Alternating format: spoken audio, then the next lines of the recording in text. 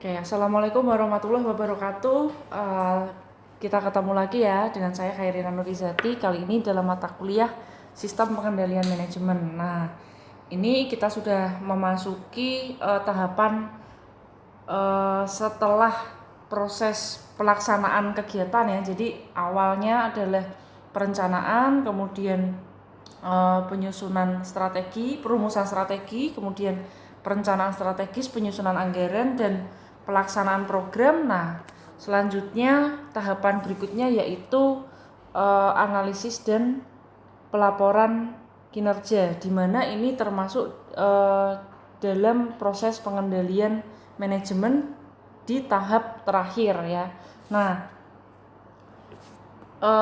apa sih peran dari analisis dan pelaporan kinerja?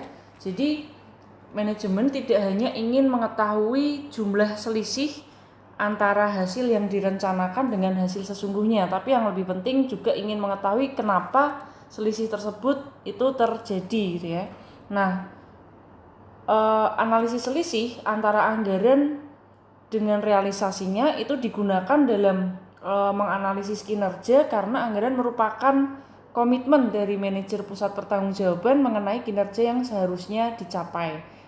Selain itu, analisis selisih itu bisa juga dilakukan terhadap selisih antara realisasi kinerja dibandingkan dengan kinerja pusat pertanggungjawaban yang bersangkutan pada periode yang sebelumnya atau dengan kinerja pusat pertanggungjawaban lainnya. Jadi antar periode ataupun antar unit bisnis seperti itu. Nah, selisih antara anggaran dan realisasinya itu bisa dibagi ke dalam selisih laba dan selisih rugi. Selisih laba atau favorable variance dan selisih rugi atau unfavorable variance. Jadi selisih laba itu adalah selisih yang mengakibatkan realisasi laba bersih itu lebih besar dibandingkan anggarannya. Sedangkan selisih rugi itu adalah selisih yang mengakibatkan realisasi laba bersih itu lebih kecil dibandingkan anggarannya. Nah, kalau anggaran itu bisa ditentukan dengan baik dan disertai dengan penentuan standar kualitas dari input dan output, serta penentuan elemen-elemen yang bisa dikendalikan ataupun tidak dikendalikan oleh manajer pusat pertanggungjawaban, maka selisih yang timbul itu bisa mencerminkan kinerja yang sesungguhnya dari manajer pusat pertanggungjawaban. Nah, itu adalah peran dari analisis kinerja, di mana kita menggunakan selisih ya, analisis selisih untuk melihat kinerja dari manajer pusat pertanggungjawaban.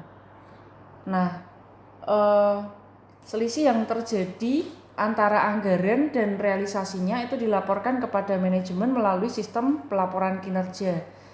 Adapun sistem pelaporan yang baik itu mempunyai karakteristik, yaitu laporan yang menyajikan selisih antara anggaran dan realisasinya, faktor-faktor penyebab selisih, dan siapa manajer yang bertanggung jawab.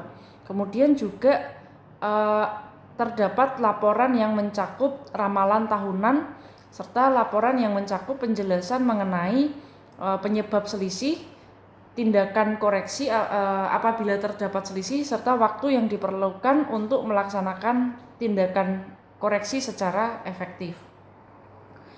Nah, selanjutnya kita bahas tentang analisis selisih pusat laba, di mana kinerja manajer suatu pusat pertanggungjawaban itu dinilai atas dasar anggaran dan realisasi pelaksanaan anggaran yang menjadi tanggung jawabnya.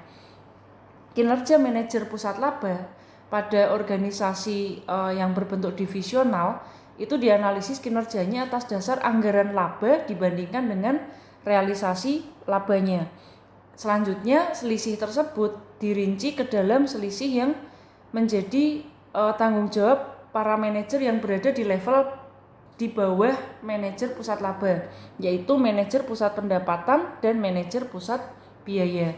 Oleh karena itu, selisih laba bersih itu bisa dibagi menjadi yang pertama selisih pemasaran, di mana selisih ini merupakan tanggung jawab departemen pemasaran yang tujuan pokoknya meliputi yang pertama menghasilkan laba bruto dan bekerja dalam batas anggaran biaya pemasaran yang telah ditentukan. Nah, biaya Departemen Pemasaran itu digolongkan menjadi dua, yaitu biaya untuk memperoleh pesanan dan biaya untuk melayani pesanan. Kemudian selisih rincian selanjutnya dari selisih laba bersih yaitu fokus pada tugas dari manajer pusat biaya, yaitu selisih biaya produksi. Nah, selisih biaya produksi ini merupakan tanggung jawab dari Departemen Produksi yang terdiri dari selisih biaya bahan baku, selisih biaya tenaga kerja langsung, dan selisih biaya overhead pabrik.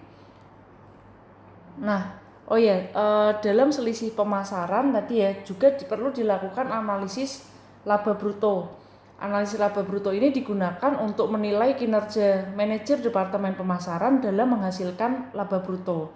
Selisih laba bruto ini merupakan selisih yang timbul dari perbedaan antara laba bruto yang dianggarkan dengan yang direalisasikan. Nah, selisih laba bruto yang menjadi tanggung jawab dari manajer pemasaran itu meliputi selisih yang disebabkan oleh volume penjualan dan harga jual per unit. Jadi rincian dari selisih laba bruto sebagai bagian dari analisis yang digunakan untuk menilai kinerja manajer pemasaran terdiri dari selisih laba bruto per unit, yaitu selisih yang timbul karena realisasi laba bruto per unit itu berbeda dengan yang dianggarkan. Selain itu juga selisih komposisi penjualan, yaitu selisih yang timbul karena jenis produk tertentu itu memiliki laba bruto per unit yang lebih tinggi dibandingkan jenis produk lainnya, dan komposisi produk yang dijual sesungguhnya berbeda dengan komposisi produk yang dijual menurut anggaran. Jadi produk yang dijual antara satu unit dengan unit yang lain itu bisa berbeda-beda komposisinya, yang itu menghasilkan laba bruto yang berbeda juga. Kemudian ada selisih volume penjualan, di mana selisih ini timbul karena komposisi penjualan yang berbeda dengan volume penjualan yang dianggarkan. Oke.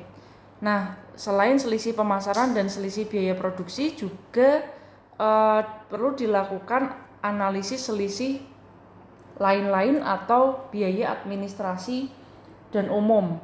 Nah, ini adalah selisih dari antara anggaran dan realisasi yang perlu dilakukan ya untuk menilai kinerja manajer pusat pertanggungjawaban, khususnya kinerja manajer pusat laba yang terdiri dari manajer pusat pendapatan dan manajer pusat biaya.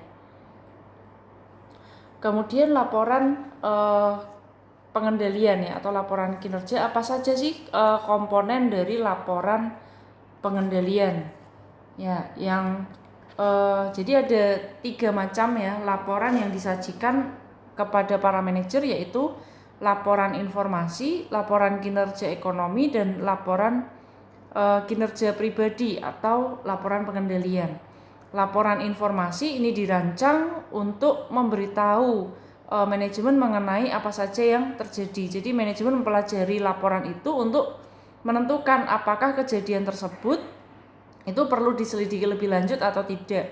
Nah, laporan informasi itu bisa berasal dari sistem akuntansi dan bisa juga berasal dari sumber eksternal. Misalnya ada informasi dari lingkungan eksternal. Nah, laporan kinerja pusat pertanggungjawaban itu bisa digolongkan menjadi 2 macam, yaitu laporan kinerja ekonomi dan laporan kinerja pribadi. Laporan kinerja ekonomi ini berhubungan dengan kinerja suatu pusat pertanggungjawaban sebagai satu kesatuan ekonomi. Nah, laporan laba rugi yang konvensional yang disusun oleh suatu pusat laba itu merupakan laporan kinerja ekonomi, di mana laba bersih itu merupakan dasar pengukuran kinerja ekonomi.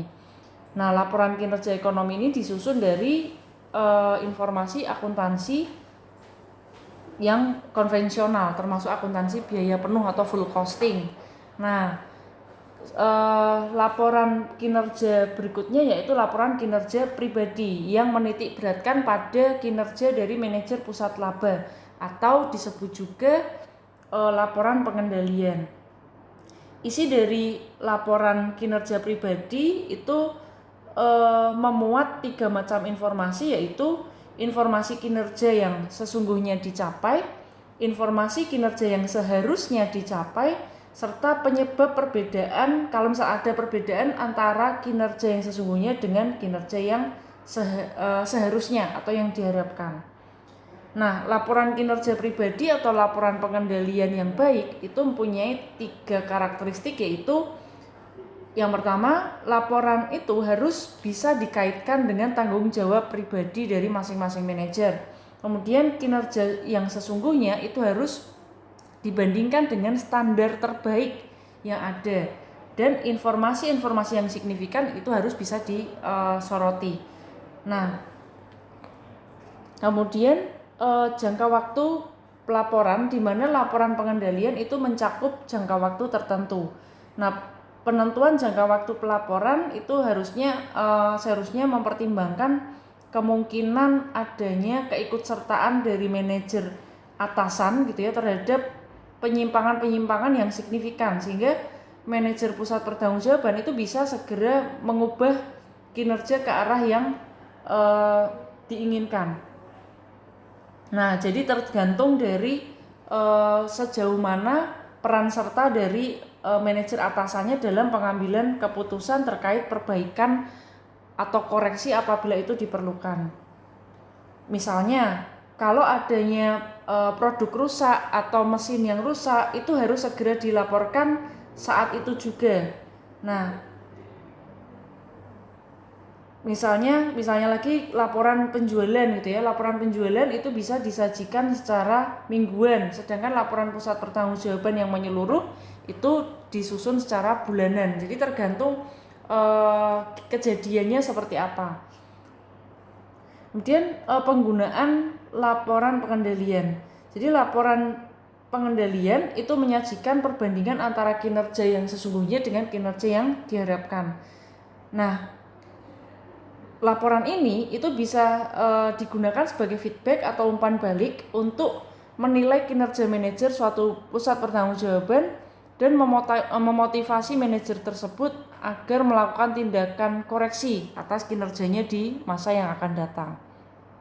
Nah, langkah-langkah dalam proses pengendalian yang perlu dilaksanakan yaitu identifikasi bidang-bidang yang memerlukan penyelidikan, kemudian penyelidikan bidang-bidang tersebut untuk menentukan tindakan yang diperlukan, serta tindakan jika penyelidikan tadi itu menunjukkan perlunya melakukan tindakan.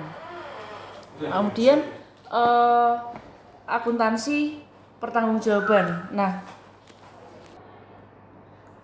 akuntansi pertanggungjawaban itu mendasarkan pada pemikiran bahwa seorang manajer harus dibebani tanggung jawab atas kinerjanya sendiri dan kinerja bawahannya. Jadi konsep akuntansi pertanggungjawaban itu menjadi pedoman bagi Departemen Akuntansi untuk mengumpulkan, mengukur dan melaporkan kinerja yang sesungguhnya, kinerja yang diharapkan, dan selisih yang timbul dalam setiap pusat pertanggungjawaban. Nah, akuntansi pertanggungjawaban itu bisa digunakan dengan baik jika terdapat kondisi-kondisi ini. Yang pertama, luas atau keluasan dari wewenang dan tanggung jawab pembuatan keputusan itu harus bisa ditentukan dengan baik melalui struktur organisasi. Kemudian, manajer pusat pertanggungjawaban harus berperan serta dalam penentuan tujuan yang digunakan untuk mengukur kinerjanya. Kemudian manajer pusat pertanggungjawaban itu harus berusaha untuk mencapai tujuan yang ditentukan untuknya dan untuk pusat pertanggungjawabannya. Kemudian manajer pusat pertanggungjawaban harus bertanggung jawab atas kegiatan pusat pertanggungjawaban yang dapat dikendalikannya.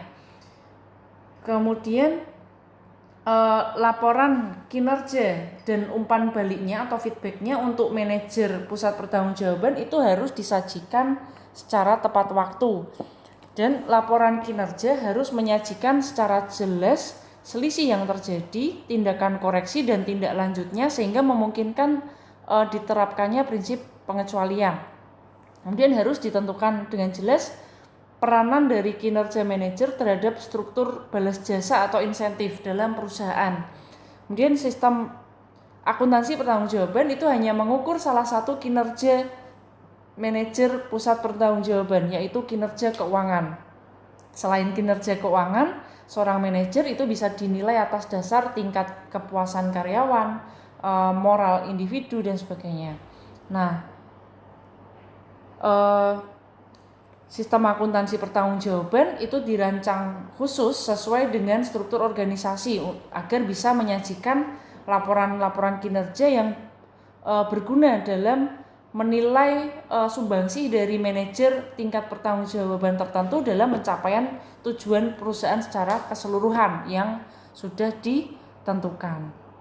Nah, salah satu alat pengukuran kinerja adalah menggunakan balance scorecard. Apa itu balance scorecard? Balance scorecard atau BSC adalah salah satu alat pengukuran kinerja yang menekankan pada keseimbangan antara ukuran-ukuran strategis yang berlainan satu sama lain dalam upaya untuk mencapai keselarasan tujuan, sehingga mendorong karyawan bertindak demi kepentingan terbaik perusahaan. Nah, balance scorecard itu bermanfaat sebagai alat untuk memfokuskan organisasi, menyempurnakan komunikasi, menentukan tujuan-tujuan organisasi dan menyediakan umpan balik kepada strategi. Nah, setiap ukuran dalam balance scorecard itu ditujukan pada aspek strategi perusahaan. Jadi dalam menciptakan balance scorecard itu manajemen puncak harus memilih seperangkat ukuran yang bisa mencerminkan secara akurat faktor-faktor penting yang menentukan kesuksesan strategi perusahaan. Nah, balance scorecard itu mendorong terciptanya bauran atau campuran berbagai ukuran strategis yang mencakup ukuran hasil dan juga pendorongnya ya. Kemudian ukuran-ukuran keuangan dan non-keuangan serta ukuran-ukuran internal dan eksternal. Nah, balance scorecard itu mencakup berbagai ukuran-ukuran strategi yang dapat dikelompokkan ke dalam 4 perspektif yang saling berhubungan yang membentuk keseimbangan secara jelas terkait dengan kebutuhan-kebutuhan kelompok stakeholder organisasi, yaitu perspektif konsumen, di mana perspektif konsumen ini menunjukkan bagaimana pandangan konsumen terhadap perusahaan. Kemudian perspektif finansial atau keuangan menunjukkan bagaimana pandangan perusahaan terhadap para pemegang saham. Kemudian perspektif proses bisnis internal menunjukkan pandangan perusahaan mengenai keunggulan internalnya, dan perspektif inovasi dan pembelajaran itu menunjukkan pandangan perusahaan mengenai bagaimana mereka belajar dan berinovasi untuk penciptaan masa depan. Nah, di sini ada 4 perspektif BSC ya. Yang pertama perspektif, jadi di sini saling berkaitan ya, saling berkaitan di sini dari perspektif konsumen yang termasuk dalam perspektif konsumen misalnya indeks tingkat harga menurut konsumen, survei pengurutan konsumen atau pembagian segmen konsumen, kemudian indeks kepuasan konsumen dan pangsa pasar. Kemudian bagaimana pandangan konsumen terhadap perusahaan nanti bisa dikaitkan dengan akibatnya atau impactnya ke perspektif finansial atau keuangan yang termasuk dalam perspektif keuangan misalnya return atau tingkat pengembalian investasi, arus kas, profitabilitas dari proyek, reliabilitas dari peramalan laba dan penjualan-penjualan yang tidak terlayani. Nah, kemudian itu terkait dengan tadi ya, bagaimana pandangan perusahaan terhadap para pemegang saham, yang kemudian nyambung ke perspektif bisnis internal yang termasuk di dalamnya yaitu jam pertemuan dengan konsumen, tingkat kesuksesan tender, pengerjaan ulang dari proses produksi, misalnya indeks insiden keselamatan, indeks kinerja proyek, daur proyek yang mengalami penutupan dan sebagainya, itu masuk ke bagaimana seharusnya keunggulan internal perusahaan, dan kemudian nyambung ke perspektif inovasi dan pembelajaran yang mencakup di dalamnya, misalnya persentase pendapatan produk baru, tingkat indeks penyempurnaan, survei sikap karyawan, jumlah saran-saran yang diberikan dari karyawan, dan pendapatan per karyawan. Jadi ini saling keterkaitan satu sama lain. Nah, setiap ukuran dalam balance scorecard tersebut berhubungan erat dengan strategi yang digunakan oleh perusahaan. Nah, untuk implementasi balance scorecard itu mencakup 4 langkah yang berulang ya, yang meliputi penentuan strategi, di mana balance scorecard ini membangun keterkaitan antara strategi dan tindakan-tindakan operasional. Misalnya pada perusahaan industri tunggal, langkah-langkah penyusunan balance scorecard adalah yang pertama, pengembangan balance scorecard pada level korporasi, dan dilanjutkan pengembangan scorecard pada level-level fungsional dan bawah berdasarkan scorecard level korporasi. Langkah implementasi yang kedua adalah penentuan ukuran-ukuran strategi. Nah, ini mengembangkan ukuran-ukuran ini untuk mendukung artikulasi atau jalannya strategi, sehingga organisasi harus berfokus pada beberapa ukuran penting dan saling mengkaitkannya satu sama lain dalam hubungan sebab akibat. Kemudian pengintegrasian ukuran-ukuran ke dalam sistem manajemen, di mana balance scorecard harus diintegrasikan dalam struktur sistem lainnya dalam organisasi, misalnya dengan sistem formal dan informal, budaya dan praktik-praktik sumber daya manusia di organisasi. Kemudian mereview atau mengkaji kembali ukuran-ukuran dan hasil secara berulang-ulang. Jadi review ini diperlukan untuk menunjukkan bagaimana ukuran-ukuran kinerja itu menyatakan organisasi bekerja. Kemudian bagaimana ukuran-ukuran pendorong itu atau driver menyatakan organisasi itu bekerja. Bagaimana strategi organisasi diubah pada saat review yang terakhir. Dan sebagainya. Jadi kita melakukan review terhadap ukuran dan hasil itu secara berulang. Baik, nah yang terakhir adalah kita membahas terkait dengan pengendalian interaktif. Jadi pengendalian interaktif ini diperlukan untuk kita beradaptasi terhadap perubahan lingkungan yang terjadi setiap saat. Nah, sehingga diperlukan pemikiran mengenai strategi baru. Jadi pengendalian interaktif itu adalah sistem pengendalian yang dapat menyediakan informasi untuk atau sebagai dasar memikirkan strategi-strategi baru. Nah, pengendalian interaktif itu mempunyai langkah-langkah. Yang pertama, menggunakan sistem pengendalian manajemen saat ini untuk menentukan strategi masa depan. Jadi dalam lingkungan yang cepat berubah dan dinamis, agar bisa tetap bertahan hidup, maka perusahaan perlu menciptakan organisasi pembelajaran. Nah, organisasi pembelajaran itu apa? Jadi organisasi untuk meningkatkan kemampuan karyawan organisasi dalam mempelajari perubahan lingkungan yang sedang berjalan.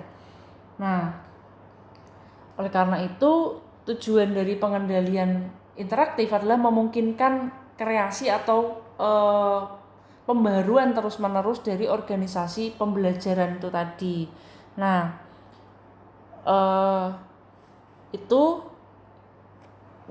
apabila sudah dilakukan pengendalian secara interaktif, karakteristik apa sih dari pengendalian interaktif itu? Jadi informasi dalam sistem pengendalian manajemen itu berfokus pada ketidakpastian strategis yang dihadapi dalam bisnis. Kemudian manajemen puncak itu menerima informasi pengendalian manajemen secara serius, dan para manajer semua level organisasi memusatkan perhatiannya pada sistem yang menghasilkan informasi tersebut. Nah, yang terpenting semua kelompok, baik atasan, bawahan, dan kelompok-kelompok lainnya bertemu atau bertatap muka untuk menginterpretasikan dan mendiskusikan implikasi-implikasi informasi untuk inisiatif strategis masa depan. Jadi pengendalian interaktif ini bukan sistem yang terpisah, tapi merupakan bagian integral dari sistem pengendalian manajemen, di mana informasi pengendalian manajemen membantu para manajer berpikir mengenai strategi baru. Nah, itu tadi pembahasan kita terkait dengan analisis dan pelaporan kinerja, di mana ada pengukuran kinerjanya ya, dan pengendalian interaktif di akhir atau di setiap periode yang kita gunakan untuk merespon perubahan lingkungan di dalam bisnis. Baik, terima kasih. Itu tadi materi yang bisa saya berikan. Apabila ada pertanyaan silakan disampaikan di kolom komentar atau di dalam kelas. Wassalamualaikum warahmatullahi wabarakatuh.